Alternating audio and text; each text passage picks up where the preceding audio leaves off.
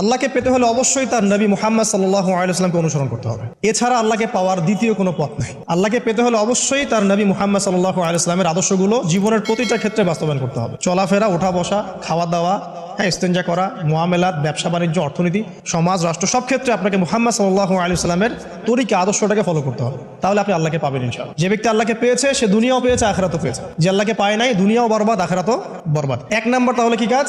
আল্লাহ পাকের সর্বশেষ নবী মুহাম্মদ সাল্লাল্লাহু আলাইহি ওয়াসাল্লামকে অনুসরণ করা, তার আদর্শ মেনে চলা, এক নাম্বার। দুই নাম্বার হচ্ছে 5 ওয়াক্ত নামাজ। আল্লাহকে পেতে হলে নামাজ লাগবে। নামাজ নাই, আল্লাহ নাই। ওয়াস্তাঈনু বিস-সাবরি ওয়াস-সালাহ, তোমরা সবর এবং সালাতের মধ্য দিয়ে আল্লাহর সাহায্য প্রার্থনা করো। আমরা এই জন্য নামাজে বলি ইয়াকা না'বুদু ওয়া ইয়াকা নাস্তাঈন, আমরা শুধু আপনারই ইবাদত করি এবং আপনার কাছেই সাহায্য প্রার্থনা করি। তো আল্লাহকে পেতে হলে নামাজের কোনো বিকল্প নাই।